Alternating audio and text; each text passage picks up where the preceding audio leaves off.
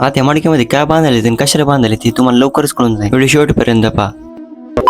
तर नमस्कार मित्रांनो, मी तुमचा लाडका प्रथमेश. मी मागच्या ब्लॉग मध्ये सांगितलं होतं की आपल्या गाण्याचा शूट चालू आहे आणि शूटच्या टायमाला इतकी बेजार होईल असं वाटलं पण नव्हतं. एक तर मला माझ्या ड्युटीमुळे सुट्टी भेटून गेली आणि आपल्याला शूट पण कम्प्लीट करायचा होता. मग एकूण तिकून टाइम काढला. मग म्हणलं आता जावाचा शूट. कुरुक्षेत्राच्या मंदिरामधून आम्ही त्रिशूल आणि महादेवाची मूर्ती घेऊन निघालो. गाण्यात शूट करणं म्हणजे काय सोपी गोष्ट नाही. आम्हाला जितकं वाटू लागलं तितकं सोपं नव्हतं. आम्ही आमच्या पुऱ्या टीमला घेऊन निघालो शूटसाठी. पाऊस वाऱ्याकडे लक्ष न देता आम्ही निघालो आमच्या शूटच्या लोकेशनवर. आमचा सर्वात पहिले शूट होतं शेतामधला आणि वातावरण पण एक प्रकारे आमचा साथ देऊ लागला, कारण आम्हाला शूटच्या टायमाला जसं वातावरण पाहिजे होतं तसं आणि लोकेशन पण इतकी भारी निवडली होती की विचारायचं कामच नाही. आणि तुम्ही आपल्या चॅनल आतापर्यंत सबस्क्राईब केलं नसेल तर करून टाका आणि इंस्टाग्रामवर पण फॉलो करून टाका. सीन असं होतं की मडकं पुरायचं होतं आणि त्या मडक्यामध्ये सोनं होतं. स्टोरी शॉर्टकट मध्ये काही समजणार नाही. युट्यूबवर कळून जाईल की तुम्हाला मडक्यात सीन काय होता नेमका. आणि शूट मध्ये पण कोणी कोणाला त्रास न देता योग्य प्रकारे आपलं काम पार पाडलं. पण मला पोराचं काय कळून गेलं कोणता ताण आला तर काय. आणि बाहेरच्या लोकेशनवर जाऊन शूट करणं ही साधी गोष्ट नाहीये हे आम्हाला काल कळलं. शूट करायचं म्हणलं तर ऊन वारा पाऊस काय पाहावं लागत नाही. शेतामधलं शूट संपून निघालो आम्ही पुढच्या लोकेशनला. पुढचे लोकेशन म्हणजे शंभू महादेवाचं मंदिर. इथे तुम्ही केव्हा पण तुम्हाला 12 महिने पाणी दिसेल. आपण लोकेशन सापडूच लागलो पण तिथे आपला एक फॉलोअर्स भेटला आणि लोकेशन फिक्स झाल्यानंतर आम्ही पण आमची ड्रेसिंग चेंज करून घेतली. बरं मित्रांनो, कमेंट मध्ये सांगा बरं आमची ड्रेसिंग कशी वाटते. शूट साठी आम्ही आलतो सकाळी 8ला, संध्याकाळी झालं डायरेक्ट 7 वाजली.